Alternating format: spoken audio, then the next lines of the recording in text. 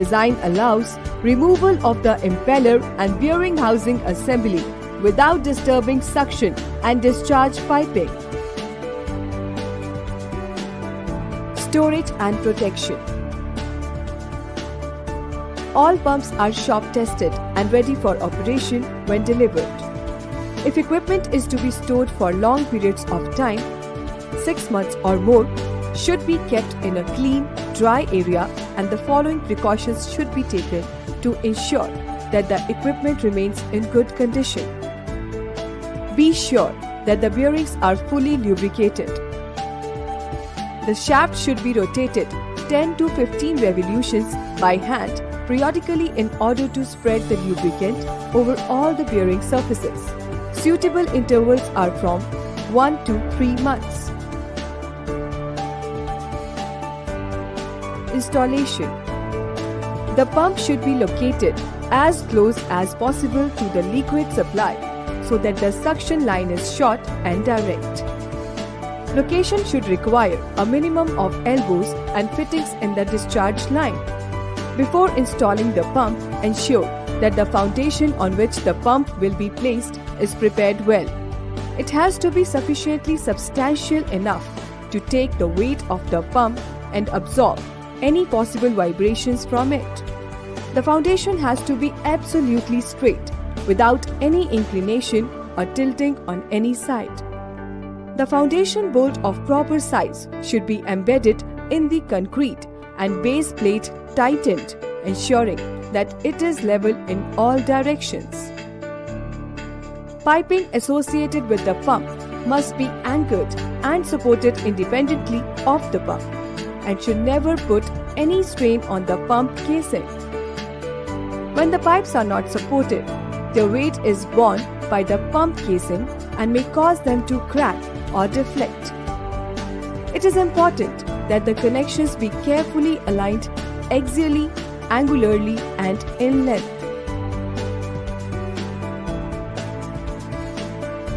Suction piping in case of static suction lift condition. Negative suction. The piping run and the connection fittings should be properly aligned and supported separately. The elbow should be of long radius type. All suction piping must be airtight. The suction pipe should be sized to ensure the liquid velocity of not more than 2 meters per second. All suction pipes should have a continuous rise to the pump suction inlet. 6 mm per 100 mm slope is recommended. The recommended suction pipe size should be at least 1 commercial size larger than opening of the pump inlet. No isolation valve is recommended. There should be a tapping provided for installing a vacuum gauge and suction line. The reducer joining the straight length of the pipe in the pump line should be an eccentric reducer, with the inclined side of the reducer as the bottom side. The straight length of the pipe after the eccentric reducer should be 2 times of the pipe diameter. The suction strainer must be at least 4 times the suction pipe area, and the mesh sides should screen out solid particles that could clog the impeller. The minimum depth of submergence of the strainer should be at least 4 times the pipe diameter measured from upper row of holes of strainer. The distance between the bottom of strainer and the floor of the tank should be considered as 2 times of pipe diameters. A stream of liquid falling into the pump near the intake pipe will turn air into the liquid. The supply line should extend down into the liquid. A short elbow should never to bolt directly to the pump's suction nozzle. The disturbance in the flow caused by the sharp bend so near the pump inlet may result in noisy operation, loss in efficiency and capacity, and heavy end thrust. If separate suction lines cannot be used for each pump, then a tapering header with Y branches should be used.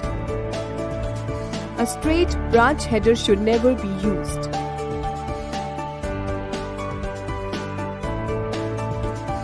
Suction piping in case of flooded suction condition.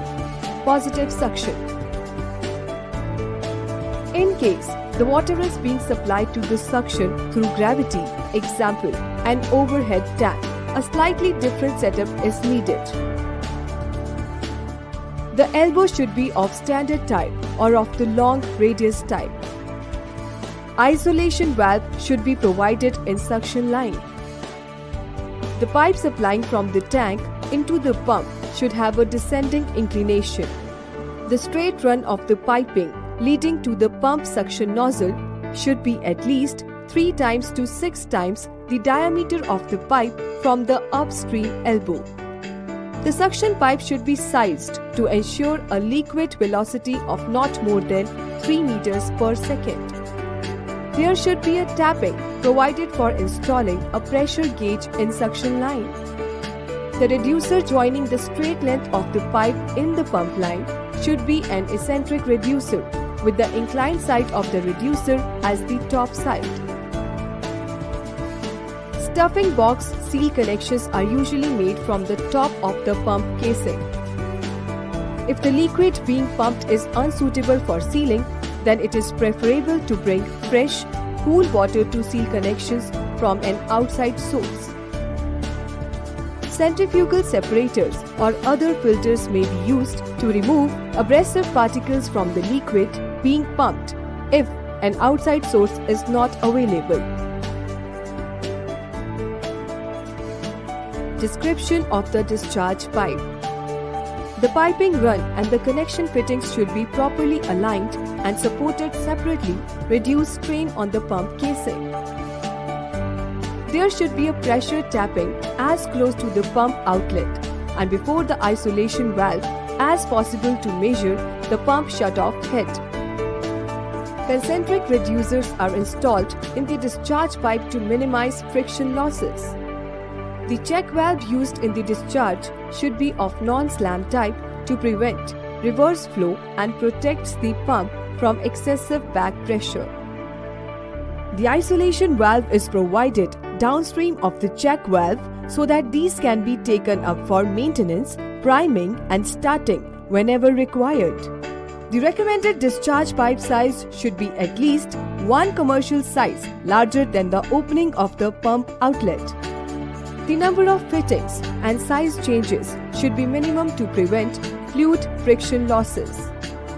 Expansion joints may be used only after a careful piping analysis, especially when the discharge pressures are on the higher side.